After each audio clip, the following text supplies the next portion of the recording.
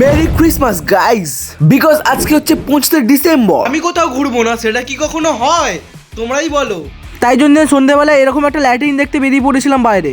এই ওয়েট, দাঁড়াও, আমি তো আগে দিয়ে তোমাদের সব বলে দিচ্ছি। আগে দিয়ে রিভিল করে দিলে হবে? আগে ভিডিওটা পুরো কন্টিনিউ দেখো, তবে তো একটু মজা হবে না? তাই জন্য সন্ধ্যাবেলা ঝিনটা কাটা ড্রেস পরে একদম রেডি সেডি হয়ে বেরিয়ে পড়বো একটু ঘুরতে। রেডি সেডি হয়ে এই জ্যামের মধ্যে দিয়ে কিভাবে যে আমি নিজের ডেস্টিনেশনে পৌঁছাবো তার নেই ঠিক। আমার ভাইয়ের আউটফিটটা জাস্ট এরকম। যদি কোনো মেয়ে ভিডিওটা দেখে থাকো তাহলে প্লিজ কন্ট্যাক্ট নাম্বারটা দিও। ভাই সিঙ্গেল ভাইয়ের আউটফিটটা দেখো আর আমার আউটফিটটা দেখো, অনেক তফাৎ না? জানি আমি একটু গরিব মানুষ ভাই। ফাইনালি অনেক কষ্টে জ্যামের মধ্যে দিয়ে একটা ম্যাজিক ভ্যান পেয়ে গেছি, যেটা মাত্র 30 টাকায় আমাকে আমার ডেস্টিনেশনে পৌঁছে দিয়েছিল। দেখো গাইস কিরম লাইটিংটা খুব সুন্দর লাগছে না রোডে। আর ম্যাজিক ভ্যানটি ম্যাজিক করে আমাকে আমার ডেস্টিনেশনে মাত্র 30 মিনিটে পৌঁছে দিল। আর এই জায়গাটির নাম হচ্ছে নন্দন। আর এই জায়গাতে 25 ডিসেম্বর থেকে স্টার্ট হয় অনেকগুলো সাংস্কৃতিক অনুষ্ঠান। যেরকম ধরো এখানে গান হচ্ছে, আর একটা জায়গায় একটা স্টেজ হয়ে গান হচ্ছে। এখানে নানা ধরনের অনুষ্ঠান হয়েই থাকে। হ্যাঁ, তবে 25 ডিসেম্বর থেকে স্টার্ট হয় এই প্রোগ্রামগুলো। আর এই নন্দন জায়গাটি হচ্ছে কলকাতায় অবস্থিত, রবীন্দ্রনাথ সদনের ঠিক সামনে বলা হয় ভুল হবে, রবীন্দ্র সদনের মধ্যেই বলতে পারি। আর এই দাদা খুব সুন্দর একটা গান গাইছিল, যেটা আমরা এখন মিস করে যাবো মোমো খেতে। আর তোমরা যদি এই জায়গায় আসতে চাও, আমি সাজেস্ট করবো তোমরা একটু সন্ধ্যে করে আসছো, কারণ একটু সন্ধ্যে দিয়ে এই অনুষ্ঠানগুলো দেখতে সুন্দর। আর আমার এত জোর খিদে পেয়েছিল, তার জন্য মোমো স্টলে গিয়ে মোমো খেতে স্টার্ট করবো এখন। আর মোমোগুলো বেশ বড় বড় ছিল, তার জন্য 4 পিস দিচ্ছে। আর কি গরম, মাত্র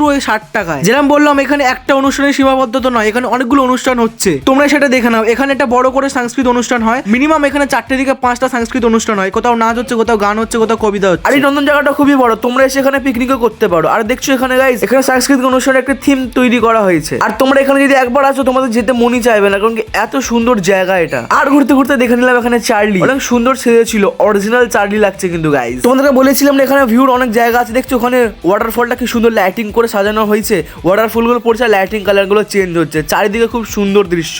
আর এইখানে একটা গান করছিল, আবার ওই দাদার কাছে এলাম। ওই দাদার কাছে এসে দেখছি খুব সুন্দর একটা গান বাজার, আমরা এখানে নাচি এনজয় করছি। আর আমাকে দেখছো আমি কিরম পাগলপনা করছি আর কি করছো গাইস তোমরা? আমরা তো এখানে জমি এনজয় করছি, নাচ করে ফাটিয়ে দিচ্ছি। তোমরাও একদিন এখানে আসো 25 তারিখের থেকে 31 তারিখের মধ্যে বা 1 তারিখের মধ্যে। তাড়াতাড়ি লেট করো না তাড়াতাড়ি গাইস, এসো, নাহলে এনজয় করতে পারবে না। আর লাইফটা তো এখন এনজয় করবে, পরবর্তীকালে তো কাজ বাজ নিয়ে এখন প্রেসার নিয়ে তোমরা একদম ডিপ্রেস হয়ে যাবে। এখন এনজয় করে নাও গাইস। আর এখানে অ্যাঙ্কারিং করছেন ভদ্রলোকটি, এখন অমিত গাঙ্গুলি স্টেজে উঠে গান শোনাবেন। আমি আই থিঙ্ক যতটা জানি অমিত গাঙ্গুলি হচ্ছেন কিশোর কুমারের গান গেয়ে থাকেন। আর ইনি হলেন সেই মহান ব্যক্তি অমিত গাঙ্গুলি। প্লিজ এনার গান একটু শুনে নাও তোমরাও।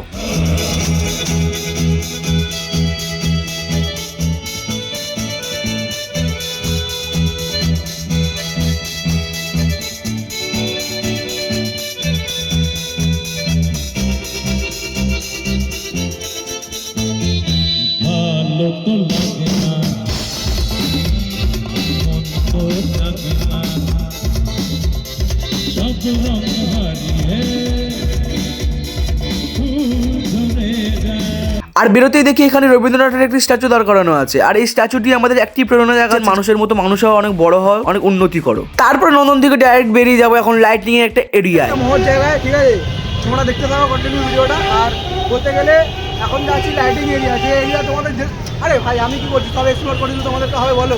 তো আগে চলো দেখছি যেখানে স্পটে যাচ্ছি সেই স্পটটা যাই, তারপর তোমাদের রিভিউ শেয়ার করছি।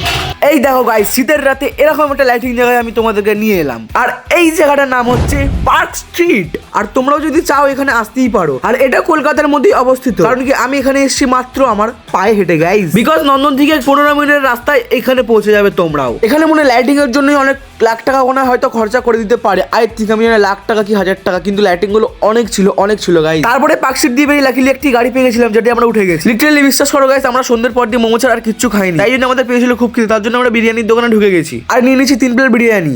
আর বিশ্বাস করো গাইস, তখন প্রায় 12টা বেজে গেছিল। আর কি সুন্দর বিরিয়ানি এখনো গরম, আমাদের গরম গরম দাদা সার্ভ করলো। আর কি সুন্দর সফট আলু, চিকেন আর পেঁয়াজ সবকিছুই ঠিকঠাক ছিল, ঠিকঠাক কি খুবই সুন্দর ছিল। তাই জন্য এখানে বং ইনসেন্ট দিদির মতো আমিও একটু ইনসেন্ট বাইটটা নিয়ে নেবো গাইস। একটুখানি চিকেন, একটুখানি পেঁয়াজ, একটুখানি আলু আর অনেকটা বিরিয়ানির চাল, আর করে দেবো মুখের চালান। ইয়াম্মি, কি সুন্দর খেতে গাইস। তোমরাও খাবে, এসে তোমরাও খেয়ে নাও একটু বিরিয়ানি। চলো গাইস, ভিডিওটা এখানে পর্যন্ত এন্ড করলাম। তো ভিডিওটা কেমন লাগলো তোমরা একটু কমেন্ট করে জানিও। আর এরকম অনেক ধরনের কন্টেন্ট পাওয়ার জন্য আমার চ্যানেলটিকে সাবস্ক্রাইব করে দেবো। আর সাবস্ক্রাইব করবে কোথায়? দেখো নিচে একটা বেল আইকন আছে, এখানে সাবস্ক্রাইবার বাটন আছে, ক্লিক করে দাও। Tata, bye bye.